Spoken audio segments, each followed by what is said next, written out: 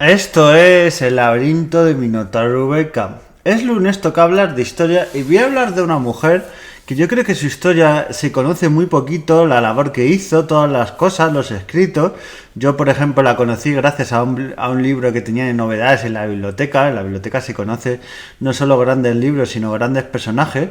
Y es una mujer porque a mí esto me lleva a los demonios, porque esta mujer, incluso hoy en día, si la pones en Google y en algunos sitios, te pone a veces como la mujer de, porque ella dio la circunstancia de que estuvo casado con Menéndez Pidal, que es un famoso historiador y escritor del siglo XX, pero claro, la que voy a hablar es María Gori, que ella por sí misma, incluso yo creo, y hay gente que se me va a tirar el cuello, pero yo creo que su labor que hizo incluso sería más importante prácticamente que la de Menéndez Pidal. Y Menéndez Pidal, mirad que es un historiador bastante importante, pero es que ella, y en el tema de feminismo, lo que llegó es que prácticamente la podemos llamar una revolucionaria. Muchos de sus escritos también les costó salir a la luz, y muchos salieron cuando ella ya falleció. También recordemos que mucha de la vida que ella pasó fue en la época de la dictadura de Franco. Aunque ahora haya cierta gente que nos venda que eso era un paraíso y se vivía en libertad, pues el tema del feminismo y ciertos escritos que hacía esta mujer, pues no estaba muy bien visto.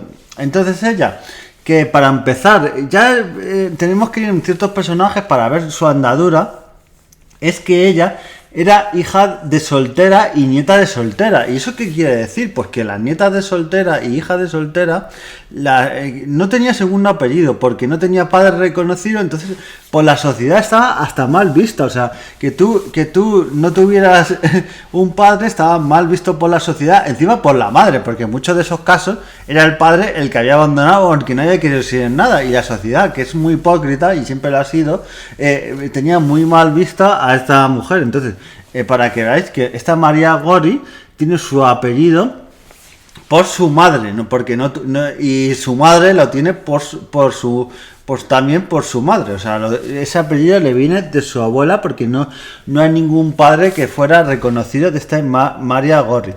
Y María Gori, que empezó sus estudios, que tenía en la Asociación para la Enseñanza de la Mujer, donde obtuvo títulos de comercio y de institutriz, que tuvo como compañeras a María Lejarra, que María Lejarra es una mujer que también algún día la traeré en el podcast, que tiene también mucha historia, y empecé a estudiar en la Facultad de Filosofía y Letras.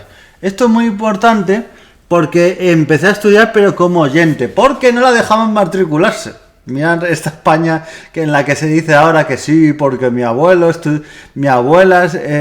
estudiaba tal, no sé cuánto, en tal época, y eso es que se podía. Pues había gente que tenía que matricular como oyente, y para el curso siguiente ya pudo, pero con la condición pudo estudiar. Esto lo traigo también en colación para que veáis cómo era la sociedad y las cosas, que no podía permanecer en los pasillos, tenía que entrar en el aula junto al catedrático. O sea, tenía que entrar de la manita del catedrático como si fuese una niña pequeña, y no sentarse en clase junto a sus compañeros, sino en una silla al lado del profesor. Claro, fijaos ya la diferencia y cómo todo el mundo la miraba porque estaba al lado del profesor, para que no se juntara con ningún compañero por si pasaba algo, por si cualquier cosa.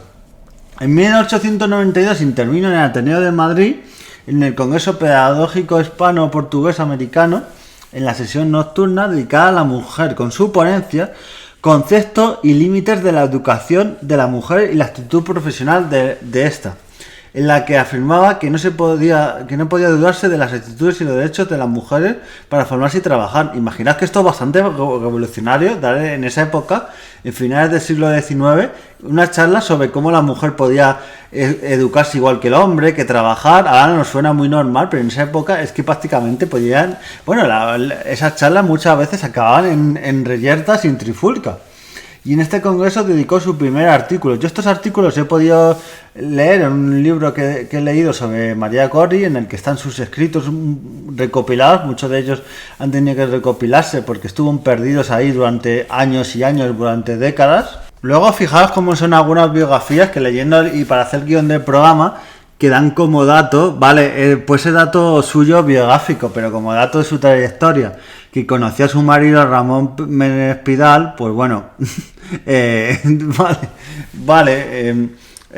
pues admitimos barco, pero fijaos que poner como mérito que conocía a su marido, pues no sé, mérito profesional. Fijaos cómo la época, el señalar a alguien como mujer de cuando hizo mucho más méritos. Y María Godi, que estuvo ahí haciendo estudios y hizo un estudio sobre el romance de la muerte del príncipe Don Juan, hizo esos estudios. Formó parte de la decena fundadora del Protectorado del Niño Delincuente, cuyo propósito era evitar que los menores de 16 años estuvieran en los cárceles haciendo programas de educación, todos estos programas. Bueno, por ejemplo, Concepción Arenal y otras personas han sido famosas por hacer este tipo de programas de mujeres. También la condesa de Espoz y Mina, que traje también al programa, Juana de la Vega y otros personajes también bastante famosos. Pues eso, en su tesis doctoral fue un estudio de literatura comparada sobre el tema folclórico de la difunta pleiteada en el romancero, el teatro y la novela.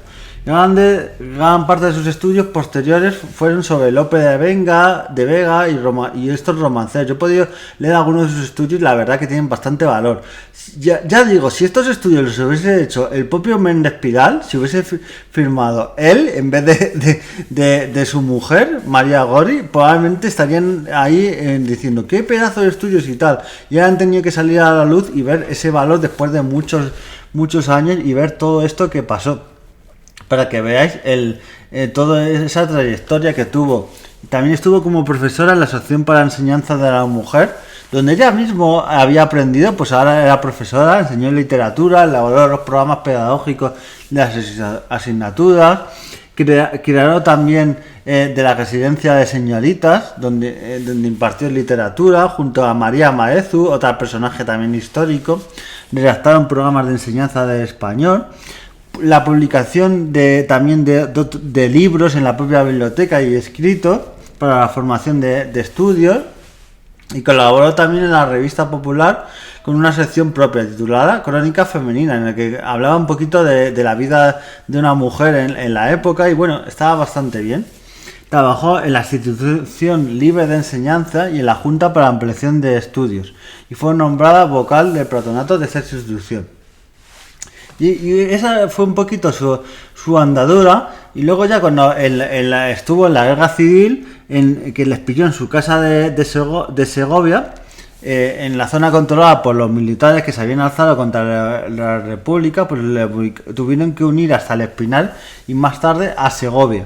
En el Archivo General de la Guerra Civil Española consta que desde Burgos, donde está la Junta de Defensa Nacional, pidieron el 2 de julio a las autoridades de Segovia un informe sobre las actividades de Méndez Pidal y también María Gori. Recordemos que ya María Gori había sido una de las pioneras del feminismo en España, con sus charlas, con sus escritos. Pues por eso un poquito decían, a ver qué hacemos con esta mujer, a ver si vamos a por ella.